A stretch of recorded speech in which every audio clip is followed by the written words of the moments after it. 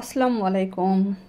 আজকে আমি বানাচ্ছি একটি শাকের রেসিপি। দেখতেই পাচ্ছেন, এই শাকের রেসিপিটা আমি সকালবেলায় রুটির সঙ্গে খাবো। তো এই সঙ্গে নিয়ে নিচ্ছি একটা শসা, 4 টুকরো করে কেটে নিয়েছি, আর নিয়েছি এই রুটি আর এই শাকের শাকটা আর কি। তো সঙ্গে নিয়েছি কাঁচা লঙ্কা। আমার খুবই প্রিয় এই রেসিপিটা, খেতে খুবই ভালো লাগে। আর এর যে গুণ সেটা বলে কম হবে না। এটা হচ্ছে সজনে পাতার শাকের রেসিপি।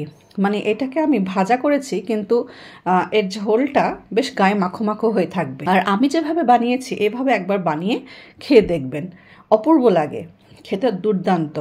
অনেকে বলে সজনের শাক খেতে তিতো তিতো ভাব লাগে, কিন্তু এই শাকটা একদম তিতো লাগে না খেতে, আমি যেভাবে রান্না করি।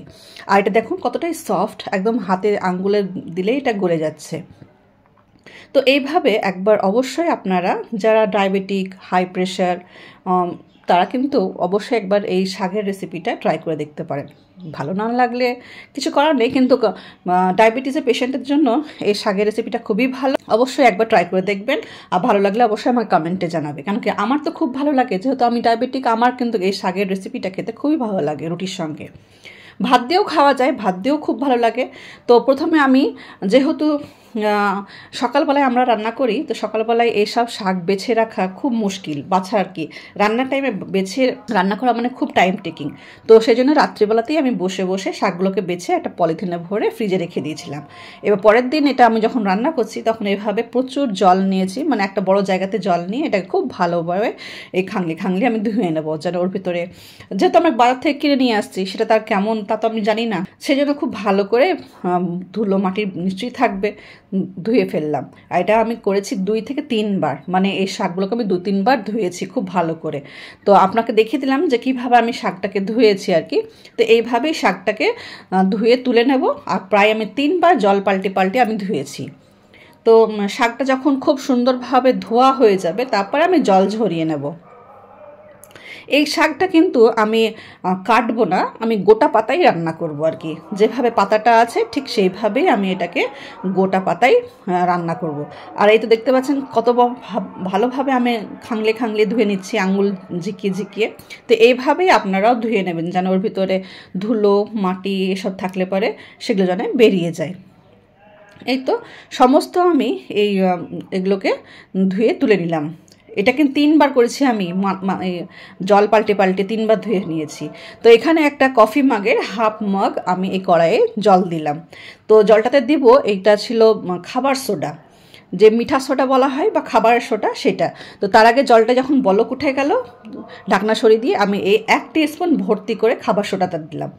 খাবার সোডাটা দেওয়ার কারণ একটাই, যে শাকটা অনেকেরই কিন্তু সজনের শাক খেলে গ্যাস হয়, গ্যাসটা হবে না। আর শাকটা শক্ত হয়ে থাকে, বা অনেকেই বলে যে সজনের শাক হজম করতে সময় লাগে। তো এই সোডাটা দিলে পরে কী হয়, শাকটা সফট নরম হয়ে যায়। আর মানে খেলে পরে আপনার অ্যাসিডিটি হবে না, গ্যাস হবে না, অনেকেরই হয়। তো এই সোডাটা দিলে পরে হয় না, আমি দেখেছি এটা, আমার মানে একদম এক্সপিরিয়েন্স হয়ে গেছে যে সোডা দিলে পরে শরীরের কোনো সবগুলো হয় না, সাইড এফেক্টগুলো হয় না। দিলাম স্বাদ মতো নুন, আর অল্প একটু হলুদ দিলেন, হলুদটা অপশনাল, সেটা আপনি চাইলে দিতে পারেন বা নাও দিতে পারেন। তো এটাকে আবার আমি ভালো করে মিক্স করে দেবো। মিক্স করে দিয়ে এটাকে আমি 5 থেকে 7 মিনিট ঢাকা দিয়ে সেদ্ধ করতে দেবো। ভালো করে মিশিয়ে দিলাম, দিয়ে এবার আমি ঢাকা দিয়ে দেবো। এই শাকটা তো খুবই ভালো, যেহেতু প্রচুর আয়রন থাকে, তারপরে আপনার প্রেশারের জন্য খুবই ভালো। এই তো এই দেখুন কীভাবে এটার বলক উঠে গেছে, আর সমস্ত পাতা একদম নরম হয়ে গেছে, দেখে বোঝা যাচ্ছে। এবার এই যখন হাফ সিদ্ধ হয়ে যাবে, তখন আমি এর ভিতরে দিয়ে দেবো একটি বড় সাইজের পেঁয়াজ। যেহেতু এই শাকটা আমি আমার বাচ্চাদেরকেও খাওয়াবো, আমরা সবাই খাবো, সেই জন্য বলে যে একটু তিতো তিতো ভাব থাকে, আমার মেয়ে বলে যে তিতো তিতো ভাব লাগে। তো সেজন্য আমি তিতোটাকে দূর করার জন্য এখানে আমি একটা বড় সাইজের পেঁয়াজকে কেটে দিয়ে দিয়েছি, আর দিয়েছি কিছু কাঁচা লঙ্কাটা আপনারা কম বেশি করতে পারেন। তো এখানে পেঁয়াজের মাত্রাটা একটু বেশিই রাখলাম। আর যেহেতু যে ডায়াবেটিকের মধ্যে কিন্তু কাঁচা পেঁয়াজ খাওয়া খুব ভালো, খাবারের সঙ্গে কাঁচা পেঁয়াজ খাবেন, রুটি ভাতের সঙ্গে আপনি কাঁচা পেঁয়াজ খাবেন, সেটা কিন্তু খুব ভালো শরীরের জন্য। তো এইভাবে আমি কাঁচা পেঁয়াজটা দিয়ে লঙ্কাটা দিয়ে এটাকে আরও 2 মিনিট 3 মিনিট ঢাকা দিয়ে রাখবো, একটু পেঁয়াজটা সফট হয়ে যাক। পেঁয়াজটা দিলে পরে তিতো ভাবটা তো অবশ্যই কাটবে, আর খুব সুন্দর একটা ফ্লেভারও বেরিয়ে আসে, আর টেস্টটাও খুব সুন্দর হয় আরও। তো এইভাবে এটাকে নাড়াচাড়া করে আমি দেখুন জলটা দেখিয়ে দিচ্ছি। জল কিন্তু খুব বেশি নেই, জাস্ট একটু গায়ে মাখো মাখো হয়ে জলটা আছে। তো এবার আমি করব কি, এটাতে একটু ফোড়ন দিতে হবে। তো এটাকে আমি পাশের গ্যাসটাতে শিফট করে দিয়ে এবার আমি কড়াইটা দিয়ে দেব, আর খুব ভালো করে নাড়াচাড়া করে মিশিয়ে নিয়েছি পেঁয়াজগুলোর সঙ্গে, শাকটার সঙ্গে। তো কড়াইয়ে এবার আমি 2 টেবিল চামচ সর্ষের তেল দিলাম। এই জায়গাটাতে তেলটা আপনি কমও করতে পারেন বা বেশি করতে পারেন, সেটা আপনার ডিপেন্ড করবে।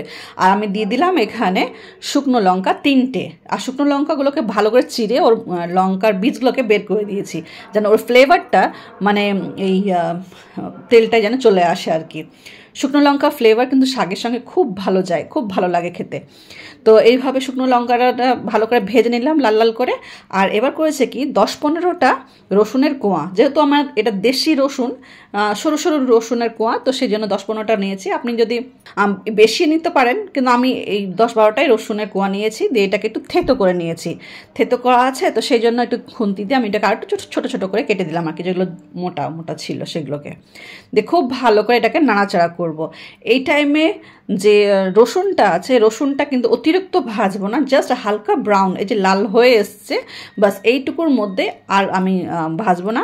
এবার এই তেলটাতেই আমার যে শাকটা সেদ্ধ করা আছে সেটা ঢেলে দিলাম। দেখতেই পাচ্ছেন শাকটা কি সুন্দর সবুজ হয়ে আছে, আর যেহেতু জল আছে সেই জন্য একদম মানে, তো এইভাবে আমি একটু তাড়াতাড়ি সমস্ত নাড়াচাড়া করব। আর মানে ভাজা আমি কিন্তু করব না, জাস্ট একটু গায়ে এটা খুব ভালোভাবে ফ্লেভারগুলো ভিতরে ঢুকে যাক, সেভাবে একটু খুব ভালো করে এটাকে নাড়াচাড়া করে নামিয়ে নেব। সজনে পাতার শাকের তো গুণের কোনো কম নেই, কিন্তু যখন আমরা বাজার শহরে সজনে পাতা আমি পাই, সে দুপুর হোক, বিকেল হোক বা সকাল, তখনই আমি রাস্তাঘাটে দেখতে পেলেই ওটা নিয়ে আসি, কেন সজনে শাকের গুণ প্রচুর।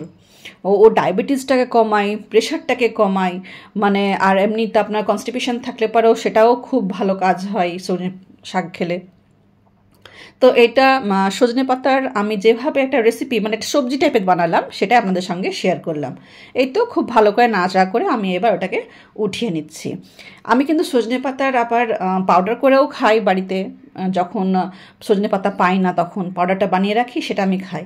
আবার সজনে পাতার পরোটা বানিয়েও খাই, সেটাও একদিন আপনাদের সঙ্গে শেয়ার করব। তো এইভাবে সজনে পাতাটা দেখুন কেমন রস রস ভাব করে আমি তুলে নিলাম আর কি। এবার এই রস রস ভাবে সজনের শাকটাকেই আমি রুটির সঙ্গে খাবো, ভাতের সঙ্গেও আবার খাবো দুপুরে, কিন্তু আমার রুটির সঙ্গে সব থেকে বেশি ভালো লাগে এই রেসিপিটা।